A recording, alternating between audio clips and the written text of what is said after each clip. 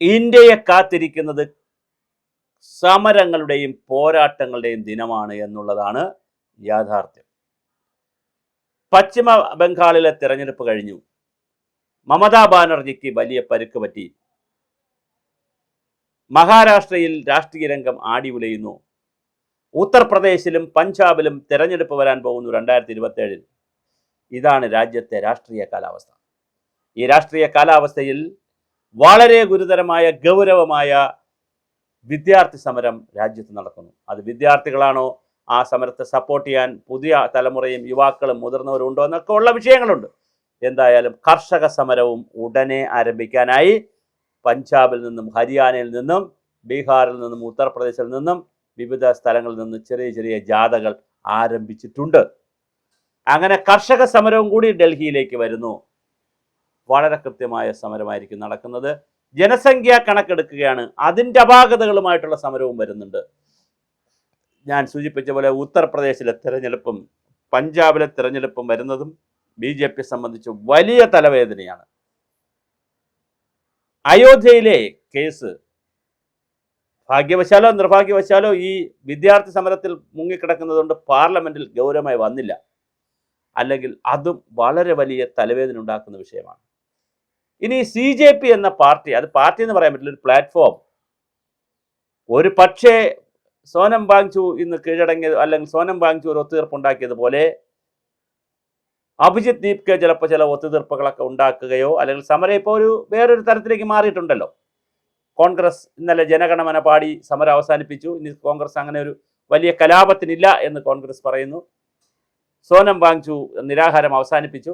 അപ്പോൾ ഓരോ ചിറകുകളായി കുറയുന്നു. ഇനി അഭിജിത്ത് ദീപ്കയുടെ മാത്രമേ ഉള്ളൂ. അതുകൊണ്ട് ഈ സമരം ഇനി എത്ര ദിവസം മുന്നോട്ട് പോകും എന്ന് നമുക്കറിയില്ല. പക്ഷേ വരാനിരിക്കുന്നത് സമര പരമ്പരകളുടെയും സമര പോരാട്ടങ്ങളുടെയും ദിനമായിരിക്കും എന്നുള്ളതിൽ ഒരു തർക്കവുമില്ല. CJPയെ സംബന്ധിച്ചിടത്തോളം അവർ രാജ്യത്തിൻ്റെ വിവിധ ഭാഗങ്ങളിലും വ്യത്യസ്ത വിഷയങ്ങൾ എടുത്തുകൊണ്ട് സമരം ചെയ്താൽ അതിൽ അത്ഭുതപ്പെടാനില്ല. അതിൽ വിദേശ ശക്തികളുണ്ടോ, സ്വദേശി ശക്തികളുണ്ടോ, ഖാലിസ്ഥാനുണ്ടോ, പാകിസ്ഥാനുണ്ടോ, അഫ്ഗാനിസ്ഥാനുണ്ടോ, ശ്രീലങ്കയുണ്ടോ, ബംഗ്ലാദേശുണ്ടോ എന്നുള്ളതൊക്കെ വേറെ ചോദ്യം. പക്ഷേ രാജ്യത്ത് വലിയ പോരാട്ടങ്ങൾ, വലിയ സമരങ്ങളാണ് വരാനിരിക്കുന്നത്. അതുകൊണ്ട് തന്നെ തെരഞ്ഞെടുപ്പുകളും വരുന്നു. ആ തെരഞ്ഞെടുപ്പുകളെ വളരെ കൃത്യമായി രാഷ്ട്രീയമായി പ്രയോജനപ്പെടുത്തുന്നതിന് ഇന്ത്യയിലെ ഇടതുപക്ഷവും കോൺഗ്രസും ഘടകകക്ഷികളും ഇന്ത്യ മുന്നണിയുമെല്ലാം കൃത്യമായി ഈ സമരങ്ങളെ പ്രോത്സാഹിപ്പിക്കുകയും വളരെ കൃത്യമായ പോരാട്ടങ്ങൾ നടക്കാനുള്ള ദിനങ്ങളാണ് വരാനിരിക്കുന്നത്. ഇന്ത്യയെ സംബന്ധിച്ചും BJPയെ സംബന്ധിച്ചും NDA അലയൻസിനെ സംബന്ധിച്ചും അത്ര സുഖകരമായ രാവുകളല്ല ഇനി മുമ്പോട്ടുള്ളത്. CJP എന്ന് പറയുന്ന പ്ലാറ്റ്ഫോം ഒരു ടെസ്റ്റ് ഡോസ് ആയിരുന്നു ഇന്ത്യയിൽ. ആ പ്ലാറ്റ്ഫോം വിജയിച്ചിരിക്കുകയാണ്. അതിന് രാഷ്ട്രീയ പ്ലാറ്റ്ഫോമായി മാറുമോ? അങ്ങനെ ഒരു രാഷ്ട്രീയ പ്ലാറ്റ്ഫോമായി മാറിയാൽ ഇന്ന് കിട്ടുന്ന റീച്ച് കിട്ടുമോ എന്നതും വളരെ പ്രധാനമാണ്. കാര്യം രാഷ്ട്രീയ ഫോർമാറ്റിലേക്ക് മാറിയാൽ, കൃത്യമായി ഓർഗനൈസേഷൻ ഫോർമാറ്റിലേക്ക് മാറിയാൽ പിന്നെ രാഷ്ട്രീയ പാർട്ടികളുടെ എതിർപ്പ് വരും, പൊതുസമൂഹത്തിൻ്റെയും എതിർപ്പ് വരും. അതൊരു രാഷ്ട്രീയ പാർട്ടിയായി ആളുകൾ എഴുതി തള്ളും. അതുകൊണ്ട് തന്നെ രാഷ്ട്രീയ പാർട്ടിയാകാതെ ഇതൊരു പ്ലാറ്റ്ഫോമായി നിന്നുകൊണ്ട്, ഒരു ക്യാൻവാസായി നിന്നുകൊണ്ട് സമരത്തിലേക്ക്, സമര പരമ്പരയിലേക്ക് പോകാനാണ് അവർ ആഗ്രഹിക്കുന്നതെങ്കിൽ ഒരു പക്ഷേ മറ്റൊരു ഇന്ത്യയായിരിക്കും നമുക്ക് കാണാൻ കഴിയുക. യുവത്വത്തിൻ്റെ ഇന്ത്യ എന്ന് പറയുന്നത്. കാരണം മമ്മൂട്ടിയുടെ മകൻ ദുൽഖർ സൽമാൻ, അതുപോലെ തന്നെ മോഹൻലാലിൻ്റെ മകൾ വിസ്മയ തുടങ്ങിയിട്ടുള്ള ഒത്തിരി ആളുകളൊക്കെ വന്ന് ഈ സമരത്തെ അനുകൂലിച്ചുകൊണ്ട് പറയുന്നു. കേരളത്തിലെ നടന്മാർ, നടികൾ, സാഹിത്യകാരന്മാർ പലരും ഇതിനെ അനുകൂലിച്ചുകൊണ്ട് കാരണം വിദ്യാർത്ഥി സമരമായതുകൊണ്ടാണ്, അത് യുവാക്കളുടെ സമരമായതുകൊണ്ടാണ്, യുവത്വത്തിൻ്റെ സമരമായതുകൊണ്ടാണ്, ആ സമരത്തിൻ്റെ കോസിനോടാണ് അവർ പലപ്പോഴും പറയുന്നത്. അത് നമ്മൾ മനസ്സിലാക്കണം.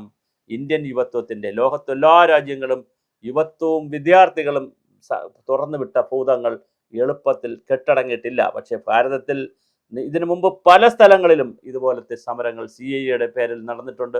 ഡൽഹി ജവഹർലാൽ നെഹ്റു യൂണിവേഴ്സിറ്റി JNUവിൽ നിന്നൊക്കെ വളരെ വലിയ സമരമുണ്ടായിട്ടുണ്ട്. പക്ഷേ അതെല്ലാം ചായക്കോപ്പയിലെ കൊടുങ്കാറ്റ് പോലെ, കോഫി ഹൗസിലെ ചർച്ചകൾ പോലെ അവസാനിച്ചിട്ടുണ്ട്. ഈ സമരവും ഒരുപക്ഷെ ഈ വാങ്ചു ഇത് അവസാനിപ്പിച്ച സാഹചര്യത്തിൽ അഭിജിത്ത് ദീപ്കെ എത്ര ദിവസം കിടക്കാൻ പറ്റുമെന്ന് നമുക്കറിയില്ല. അങ്ങനെ പോകുമ്പോൾ ഈ സമരവും ഒരുപക്ഷെ യവനികയ്ക്ക് അകത്ത് പോയേക്കാം, കർട്ടൻ്റെ പിറകിൽ ആയേക്കാം. അങ്ങനെ ആകുമ്പോഴും ഇന്ത്യയിൽ കാത്തിരിക്കുന്നത് പോരാട്ടങ്ങളുടെ ദിനങ്ങളാണ്. സമരങ്ങളുടെ സമര പരമ്പരയുടെ ദിനങ്ങളാണ് എന്നുള്ളതാണ് ഏറ്റവും പ്രധാനം. അതിൽ ഇടതുപക്ഷത്തിൻ്റെ സമരമുണ്ടാകും, ഇന്ത്യ മുന്നണിയുടെ സമരമുണ്ടാകും, കോൺഗ്രസിൻ്റെ മാത്രം സമരമുണ്ടാകും, അതിലുപരിയായി വിദ്യാർത്ഥികളുടെ സമരമുണ്ടാകും, യുവാക്കളുടെ സമരമുണ്ടാകും, കർഷകരുടെ സമരമുണ്ടാകും. അങ്ങനെ ഇന്ത്യ എന്ന് പറയുന്ന ഈ നാനാത്വത്തിൽ ഏകത്വമുള്ള ഈ രാജ്യത്ത് വ്യത്യസ്ത കക്ഷികളുടെ സമരമുണ്ടാകും. ചിലപ്പോൾ കോമൺ പ്ലാറ്റ്ഫോമും ഉണ്ടാകാം. അങ്ങനെ കോമൺ പ്ലാറ്റ്ഫോമുകളിലും ഒറ്റയ്ക്കും തെറ്റയ്ക്കുമുള്ള വലിയ സമര പരമ്പര, പോരാട്ട പരമ്പരയാണ് BJPയെ കാത്തിരിക്കുന്നത്, മോദിയെ കാത്തിരിക്കുന്നത്. എളുപ്പമല്ല മോദിയുടെ നാളുകൾ, അതിനേക്കാൾ എളുപ്പമല്ല BJPയുടെയും RSSൻ്റെയും അതുപോലെ തന്നെ അമിത്ഷായുടെയൊക്കെ നാളുകൾ അത്ര എളുപ്പമല്ല. വളരെ സംഘർഷാത്മകമായ സമര പോരാട്ടങ്ങളെ ഒരു തീച്ചുളയായി ഇന്ത്യ മാറാനുള്ള എല്ലാ സാധ്യതയും ഉണ്ടെന്നാണ് CJP സമരം നൽകുന്ന സൂചന. കാരണം രാഷ്ട്രീയ പാർട്ടികൾക്ക് മൊബിലൈസ് ചെയ്യാൻ കഴിയാത്ത ആളുകളെ CJP പോലുള്ള പ്ലാറ്റ്ഫോമുകൾ വഴി ലക്ഷങ്ങളെ, ആയിരങ്ങളെ, പതിനായിരങ്ങളെ മൊബിലൈസ് ചെയ്യാൻ കഴിയുമെങ്കിൽ, അവരിൽ ഡോക്ടർമാരെ മൊബിലൈസ് ചെയ്യാൻ കഴിയുമെങ്കിൽ, ഡൽഹിയിൽ ക്ലിനിക്ക് തുറക്കാൻ കഴിയുമെങ്കിൽ, സ്വിഗ്ഗിയിൽ നിന്നും സൊമാറ്റോയിൽ നിന്നൊക്കെ വലിയ ഭക്ഷണ പൊതികൾ ഉൾപ്പെടെ എല്ലാവർക്കും എത്തിച്ചു കൊടുക്കാൻ കഴിയുമെങ്കിൽ, ഇനി ഇങ്ങോട്ട് ഭക്ഷണം അയക്കേണ്ട, ഞങ്ങൾ നല്ല ഭക്ഷണമാണ് കഴിക്കുന്നതെന്ന് സമരക്കാർക്ക് പറയാൻ കഴിയുന്ന സാഹചര്യമുണ്ടെങ്കിൽ ഇത് ചെറിയ കളിയല്ല, കളി കുറച്ച് വലിയ കളിയാണ്. വലിയ മൈതാനത്തെ വലിയ കളിയാണ്. ഫുട്ബോൾ പോലുള്ള, ലോക ഫുട്ബോൾ പോലുള്ള വലിയ കളിയാണ്. ഇതിന് വിദേശ രാജ്യങ്ങളുടെ സഹായമുണ്ട്, വിദേശ രാജ്യങ്ങളുടെ ബൗദ്ധികമായ സഹായമുണ്ട്, വിദേശ രാജ്യങ്ങളിൽ ഇരുന്നു കൊണ്ടുള്ള ബൗദ്ധികമായ ചിന്തകളുണ്ട്, ഒരുപാട് കാര്യങ്ങളുണ്ട്. അതുകൊണ്ട് ഈ CJPയുടെ ഇപ്പം നടക്കുന്ന സമരത്തെ ഒറ്റപ്പെട്ട സമരമായോ കുഞ്ഞു സമരമായോ കാണരുത്. അത് അതിൻ്റെതായ ക്യാൻവാസിൽ വ്യത്യസ്ത രൂപത്തിൽ, വ്യത്യസ്ത ഭാവത്തിൽ ഇന്ത്യയാകെ പടരുന്ന വലിയ പോരാട്ടങ്ങളും സമരവും രൂപങ്ങളുമായിരിക്കും ഇനി ഭാരതം കാത്തിരിക്കുന്നത്. അതൊരു പക്ഷേ BJP എന്ന രാഷ്ട്രീയ പ്രസ്ഥാനത്തെ താഴെയിറക്കാനുള്ള രാഷ്ട്രീയ ആയുധമായി മറ്റു പാർട്ടിക്കാർ പ്രയോഗിച്ചാലും അത്ഭുതമില്ല. അത് കൂട്ടായും ഒറ്റയ്ക്കും അല്ലെങ്കിൽ പ്ലാറ്റ്ഫോമിലൂടെയും സ്വതന്ത്രമായും പല രൂപത്തിൽ ഇന്ത്യയിൽ കാത്തിരിക്കുന്നത് സമര പരമ്പര തന്നെയാണ്, സമര പോരാട്ടമാണ്.